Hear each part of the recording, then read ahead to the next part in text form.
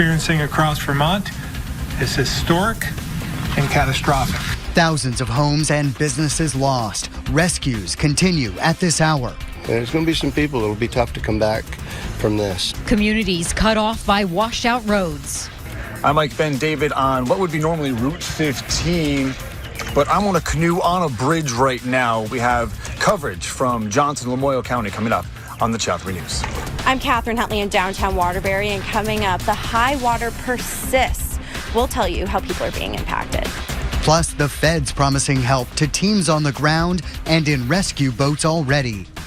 For communities hit hardest by the flooding, help from the Vermont National Guard is on the way. I'm Calvin Cutler. Coming up on the Channel 3 News, we'll show you their response. And Channel 3 News in the sky to give you a bird's eye view of the damage from above. Live from Vermont's own WCAX, the Channel 3 News at 6 starts now. Like many cities and towns, Montpelier underwater. This is the devastation in the capital city. Homes, businesses, streets flooded, cars submerged. And all across the state, the damage is similar, and infrastructure has been dealt a major blow. Today, President Joe Biden approved a disaster declaration for the entire state of Vermont. We have team coverage tonight of our reporters out in the field. You can see them there. We have Ike Ben David in Johnson, Rachel Mann is in Barrie, Catherine Huntley for us in Montpelier, and Haley Morgan standing by in Winooski. We're going to start in Barrie, and that's where there have been several major roadways blocked off. They're trying to clear those right now. They're preparing for yet another round of storms this week. Dozens of rescues taking place there overnight, with waters getting to their highest point at around 3 this morning. Rachel Mann, what are you seeing now? Yeah, Darren and Kat, I'm on North Main Street right now, where city officials say the water was roughly 3 feet this morning and 6 feet in the deeper areas. For some perspective, I'm 5'5", so that is well over my head and over the heads of most average people. I'm standing at the intersection with Maple Ave right now, and you can see there is still a lot of cleanup to be done. Going towards 62, it's a little blocked off with mud. More dirt down North Main, and then Maple Ave still has a fair amount of water and mud on it. And while things still seem pretty bad right now, the cleanup is well underway.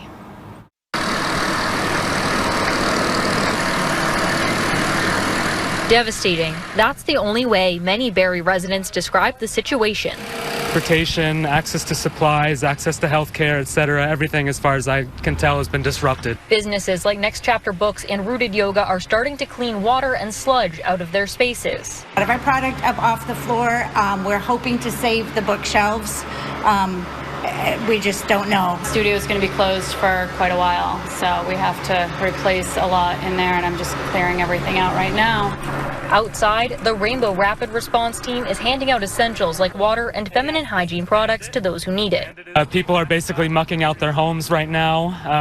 The socks have been coming in handy. No one has clean socks or shoes. City Manager Nicholas Storelli Castro says floodwaters are going down, though the concern for landslides like this one on Route 62 is still high. They happen. It is hard to do anything about it. We can take proactive actions if we think there's something imminent, but it's really trying to be proactive and trying to get to people who are trapped. Even though dozens of people have already been rescued from their homes, he adds they're not out of the woods, with more rain expected this week.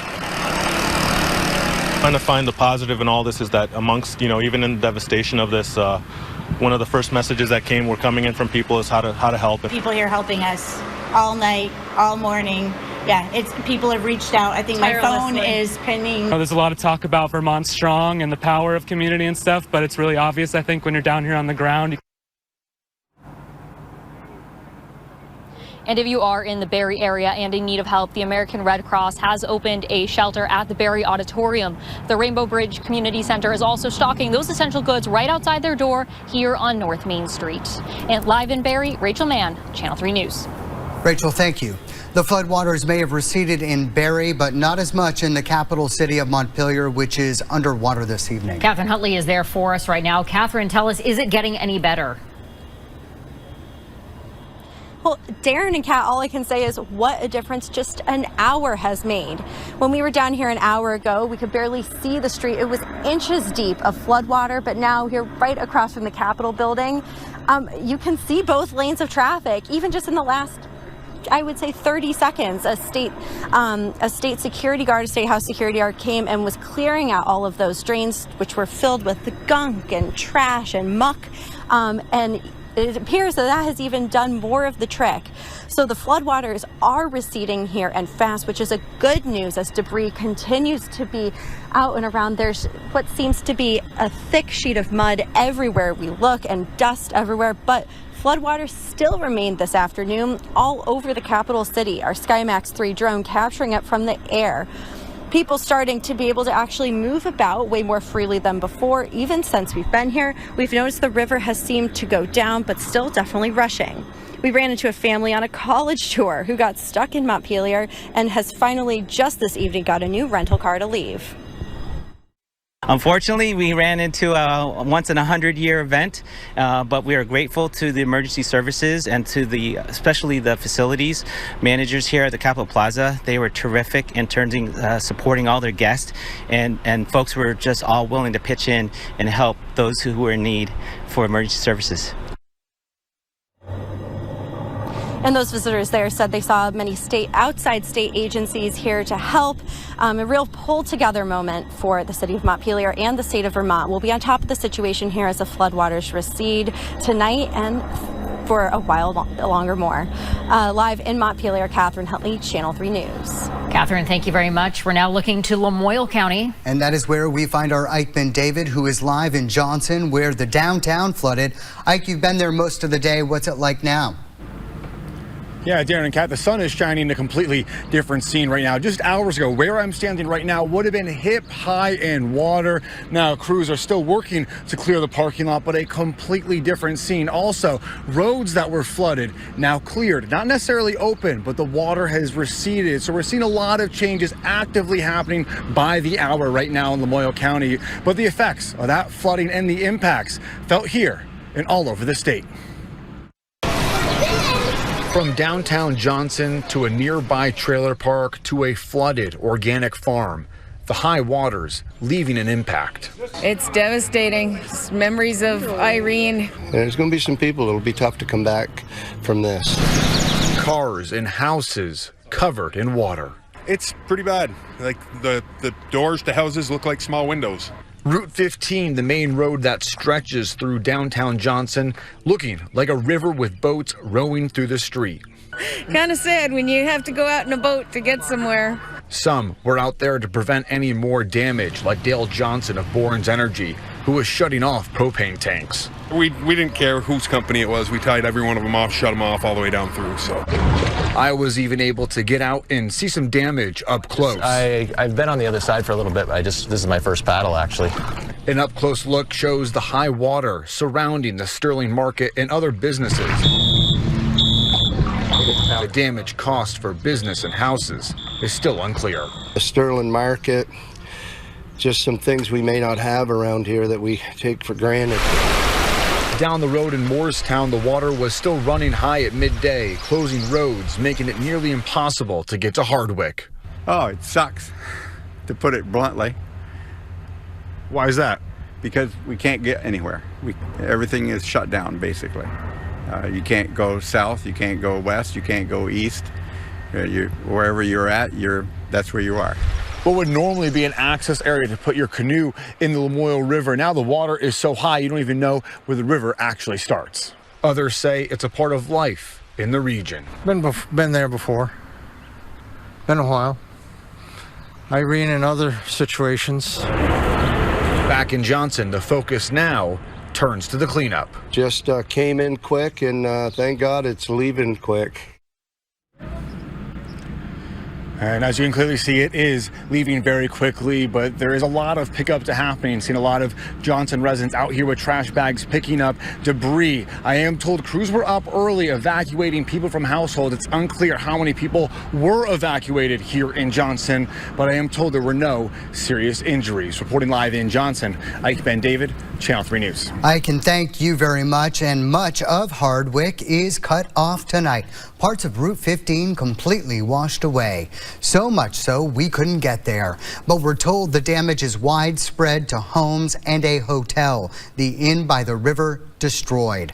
Residents tell us debris from the hotel is floating down the Lamoille River. Now your Channel 3 Matt's Advantage forecast. Meteorologist Jess Langlois is joining us now. Jess, the sun this afternoon, a welcome sight for anyone who's trying to clean up from all this flooding we've had. The question, I think, is will that sun stick around long enough for us to actually dry out at all? Well, the outlook is very good for tonight and into tomorrow as well. Unfortunately, we're not completely free of rain chances pretty much any day this week, but tomorrow is looking drier than some of the upcoming days like Friday and beyond. You'll notice radar is very quiet right now. That bodes very well for conditions tonight and tomorrow, but notice that activity to the northwest. We will be tracking the chance for a couple showers or storms tomorrow. Still a lot of river flood warnings. The more generic flood warnings have expired, as well as the flood watch. Still for rivers like the Missisquoi, the Barton River, Lamoille, Winooski, along Wells River, and also the Otter Creek. There still is a flood warning for the Connecticut River below Claremont, New Hampshire, and the Sugar River in New Hampshire as well. And some of this flooding has been historic. These are all ranked for some of the second or highest crest on record in some of these cases. Record highest for the Lamoille River at Jeffersonville, and the second highest, of course, for the Winooski at Montpelier, the Lamoille at Johnson. All of those with an asterisk, crested higher than Tropical Storm Irene. The Winooski at Waterbury only second to Tropical Storm Irene, as well as the Otter Creek at Center Rutland. The Missisquoi and the Winooski and Essex Junction also in the top 5 highest crests on record, although the Winooski and Essex Junction hasn't officially crested yet.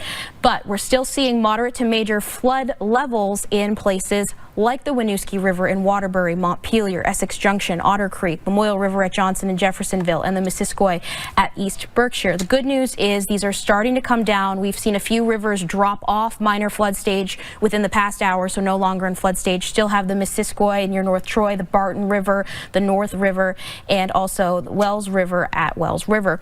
Now, we've continued to see the rivers level in Montpelier come down to 17. That's now in moderate flood stage, so they've officially dropped out of major flood stage there, which is a good sign. Mostly clear tonight, partly cloudy tomorrow with just a slight chance for a shower or storm. Of your full forecast coming up. Thank you. We're down to just 2,500 homes and businesses in the dark tonight, but it's not the power outages of most concern. The governor says it's finding people still stranded and getting to them.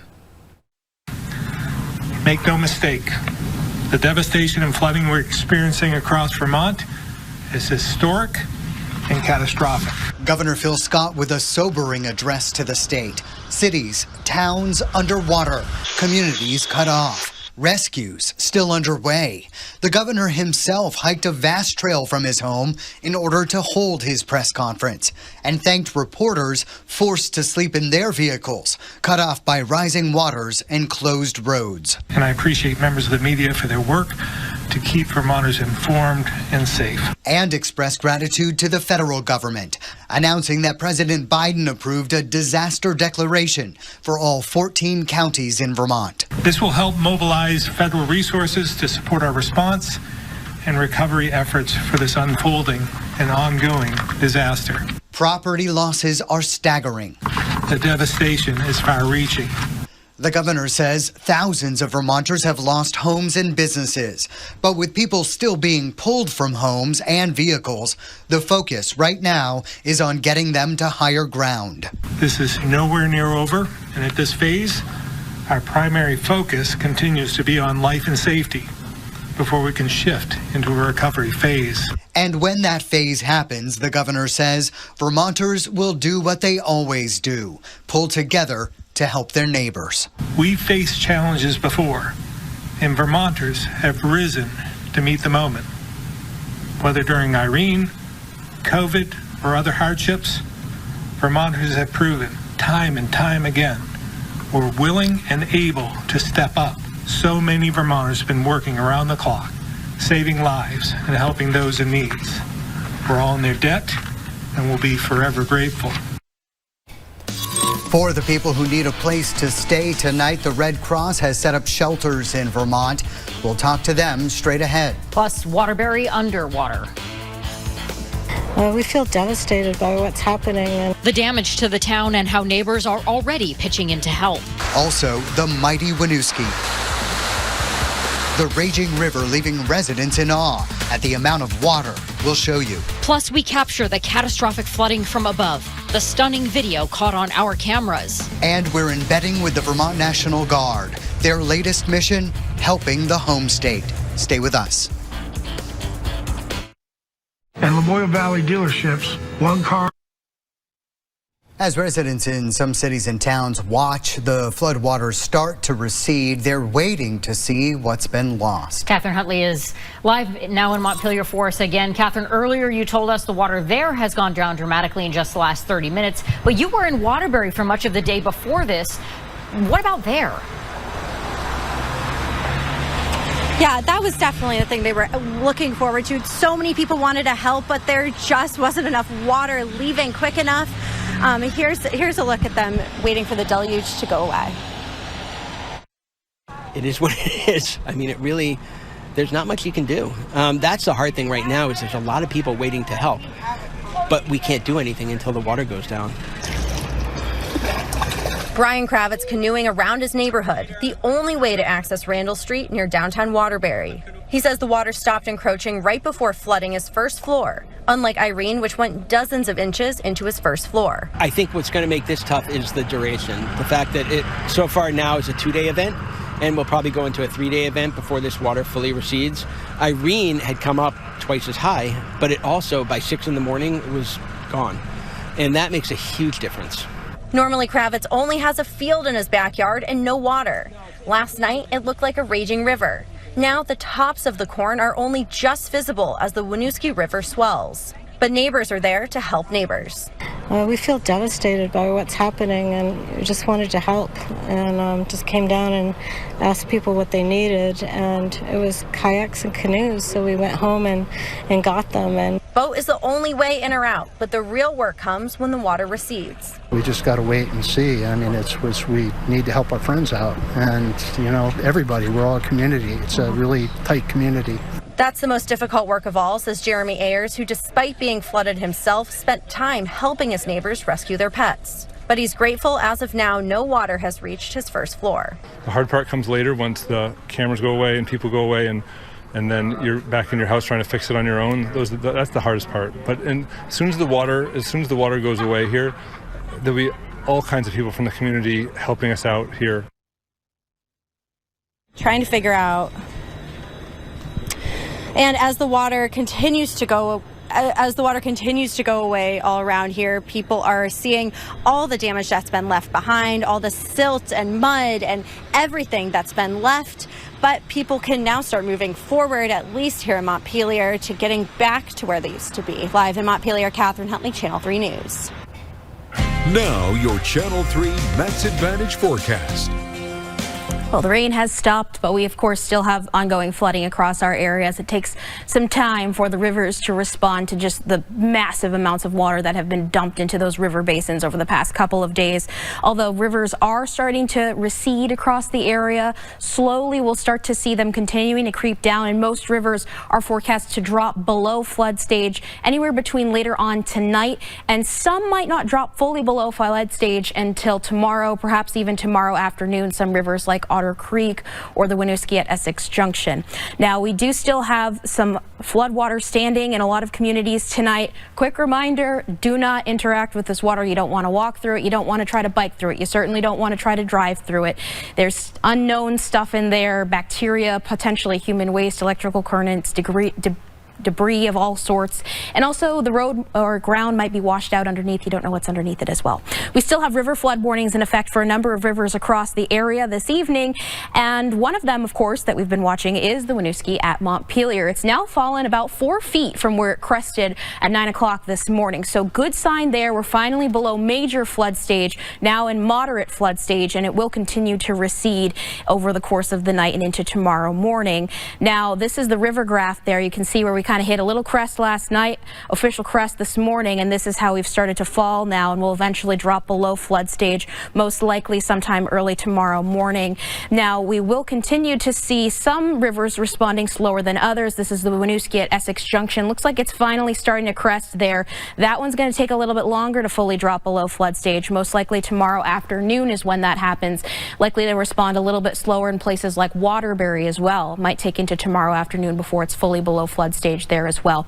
At least the radar is quiet though right now. We've seen the sunshine emerge, but we are tracking a system to our west. Renewed chances for some showers and storms as the week goes on. We're not fully done with this unsettled pattern yet. Could a shower or storm bubble up tonight? Yes, but I don't think many of us will see anything. Mainly clear tonight. Tomorrow morning we start quiet, partly cloudy. Good day for recovery efforts across our area. Slight chance for an isolated shower or storm in the afternoon, but I don't think it's anything too significant. Thursday, though, there is a better chance to see some showers and storms moving through, and given how soaked the area is, it's not going to take much additional rainfall to trigger some additional flooding in our area.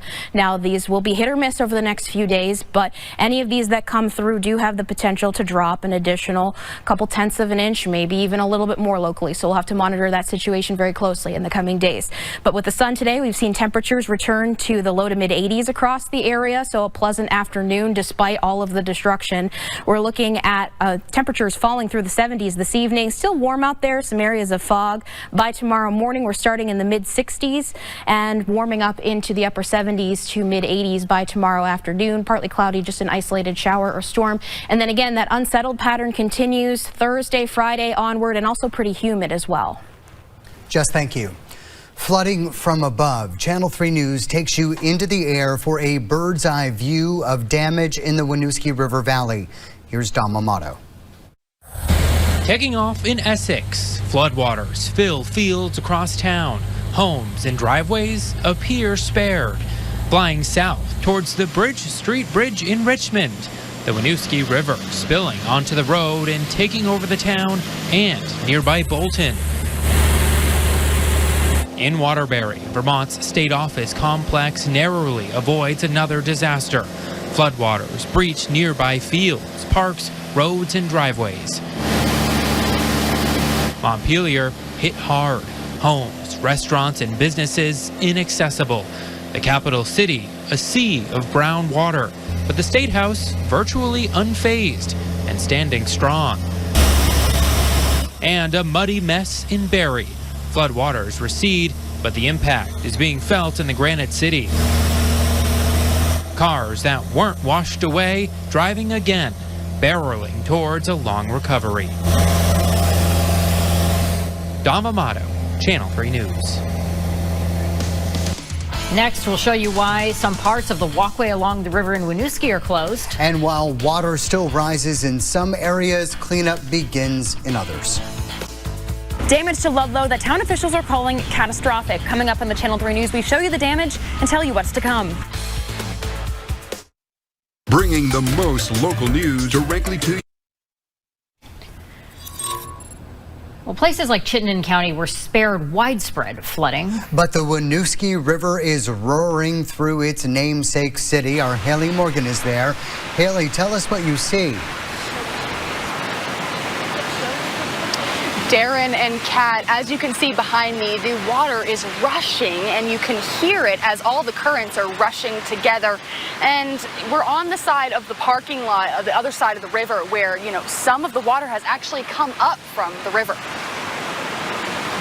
But when we were here this morning, many residents and visitors gathered by the river to see the rushing water.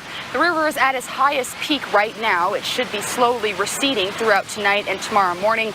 People coming to see the river say they have never seen the water this high before, and they hope it doesn't stay like this for long.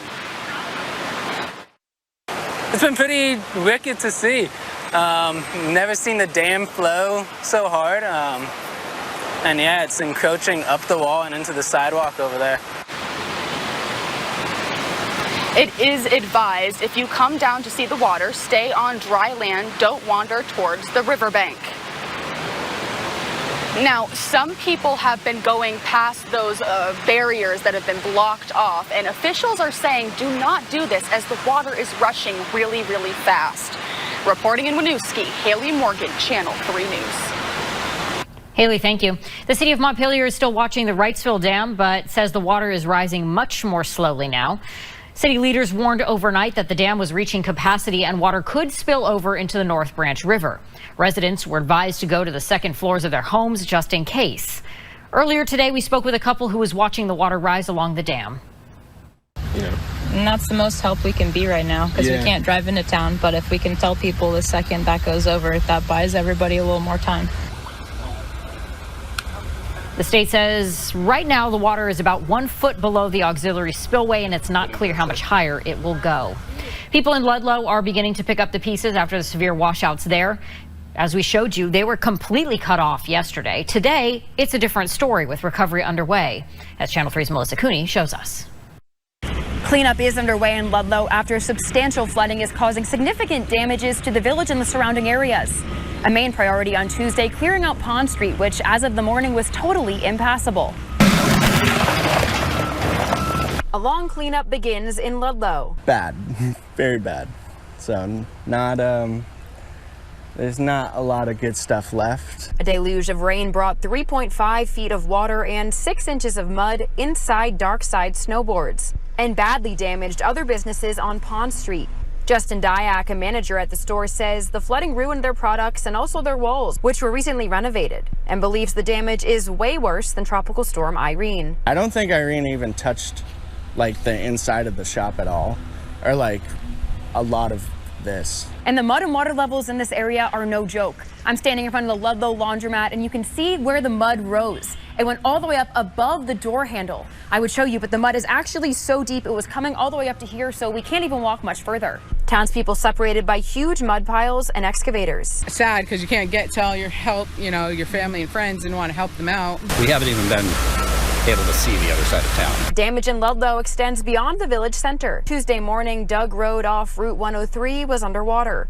Rubley Lane completely invisible. Around 100 yards of rail tracks plummeting into this stream, causing damage to homes like this one. People are stranded, and we're trying to figure out what they need and how we can get it to them. And as cleanup progresses, people are reflecting on what caused such catastrophe. The creek behind us blew out and took out the shopping center behind and left a lake down the road. Midday, the situation turned drastically here. And about 2-3 o'clock, things got very dire. But the town is staying united. And the message we've been hearing from folks in town all Tuesday, that they'll get through it together. In Ludlow, Melissa Cooney, Channel 3 News. Melissa, thank you. Rescues underway today. We'll show you one caught on camera. And the National Guard on the ground in hard-hit communities tonight. We were with them today. That's next.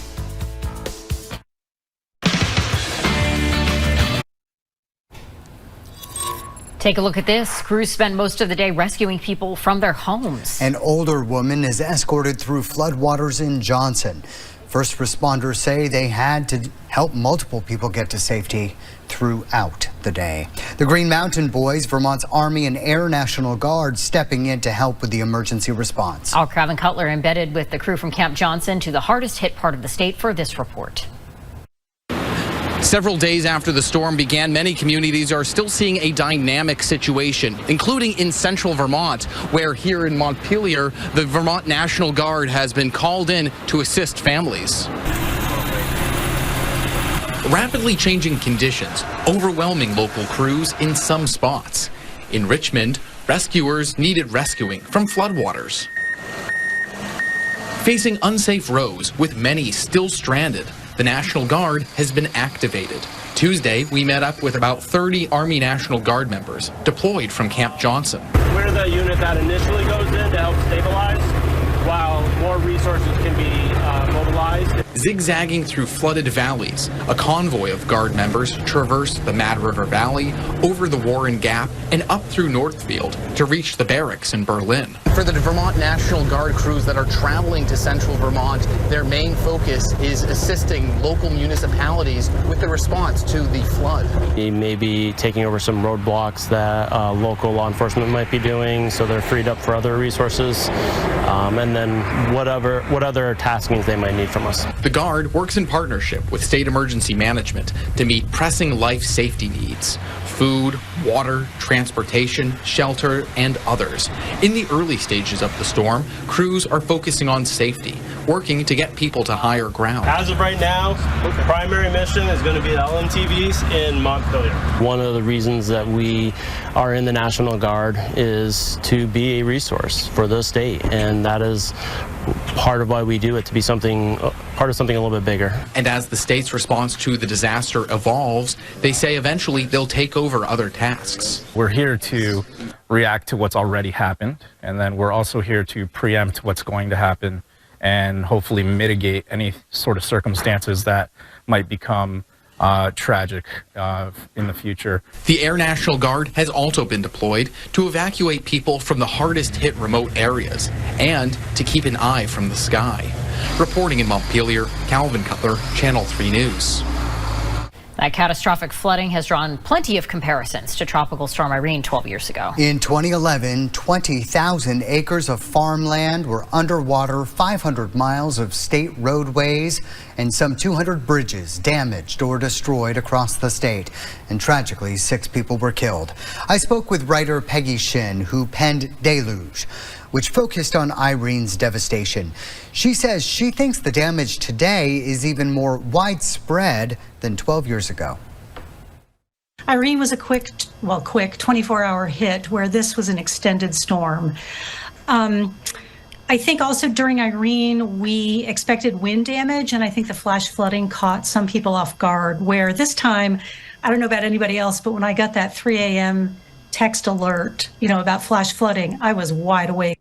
And she added that the work done to infrastructure after Irene has helped this time around. You can see our full conversation on WCAX.com. Next, a local hospital affected by the floods. And shelters open for people forced from their homes, where they can go after this. Summertime. Welcome back to our flooding coverage. Central Vermont Medical Center in Berlin says its operations are affected by the flooding. The U of M Health Network says there's an incident command post at the hospital right now, making sure that patients continue to get care. And while the hospital and the emergency department are open, some of their services were closed. Outpatient dialysis, primary and specialty care practices, those are closed with limited phone access today. Express care in Berlin, infusion services on the main campus, and elective surgeries, those were also postponed today. There are a number of shelters across the state, including the Barry Auditorium, Hartford High School, and Rutland High School. Former meteorologist Dan Dowling now works for the Red Cross. He's helping at the Rutland shelter. We asked him what people can expect when they show up. Come with what you can. We'll check you in here. We have food and drinks. You'll get a cot here. You can see in the back. We've got comfort kits, including this Red Cross blankets and everything you need to spend the night. And we'll take it one day at a time. You should bring medications and chargers for electronics, books, and pets are welcome. He says the shelters will stay open as long as needed. Now your Channel 3 Max Advantage forecast. And of course, all of this flooding was prompted by extreme rainfall. This nice map the National Weather Service put together really highlights that core. These pinks, purples are all upwards of 5. The purples are upwards of 7 inches of rainfall up and down the center of the state, where we saw some of the most extreme issues. Here are some of the highest rainfall totals reported: more than 9 inches in Calais, Plymouth, upwards of 8 inches in Mount Holly Heights, Andover, Barrie, 7.8 inches, very hard hit by the flooding. You might be wondering, how does this impact Lake Champlain? Well, we've gone up about half a foot since Friday, so pretty substantial, but of course nowhere near flood stage, but we are running a bit above average now there. Otherwise, a decent day tomorrow, partly cloudy, chance for a stray shower or thunderstorm, but really not too bad. But we turn more unsettled Thursday into Friday. Any additional rainfall won't take much to reinvigorate some flood concerns, so we'll have to monitor that very carefully. Jess, thank you. Next, commuting by boat in the capital. And we're showing you what your fellow Vermonters are seeing today. Crushed campers cruising down the river and more after this. I wanna break out. Many of you are showing us what you're seeing among the devastation. We have amazing videos and photos from our viewers showing us their view of the flooding. From the air in Washington County, you sent in drone video of Route 302 in Berlin. Flooded roads, cars, and buildings. The Big Lots shopping plaza full of water, not carts. In neighboring Barrie, a similar sight. Main Street underwater this morning at 6 a.m. People unable to get into or out of the city. The view from the sky showing the magnitude of the flooding in the Granite City. And on the ground, a lone frog spotted, part of the artwork in the downtown, now floating in the floodwaters. Heading into downtown Montpelier, flooding from the skies too. The city closed off there too. The bird's eye view showing just how far the Winooski and North Branch rivers jumped their banks, spilling into the capital city. Drone video also showing downtown Waterbury underwater too, reminiscent of Tropical Storm Irene. Residents there have done this before. And on the ground in Waterbury, flooding over the road and a car on its side spotted in the water. Somebody's going to have to clean up the brook from this. Strong water in Washington, wiping out more than just roads there. Witnesses watching as the shed was crushed under the bridge.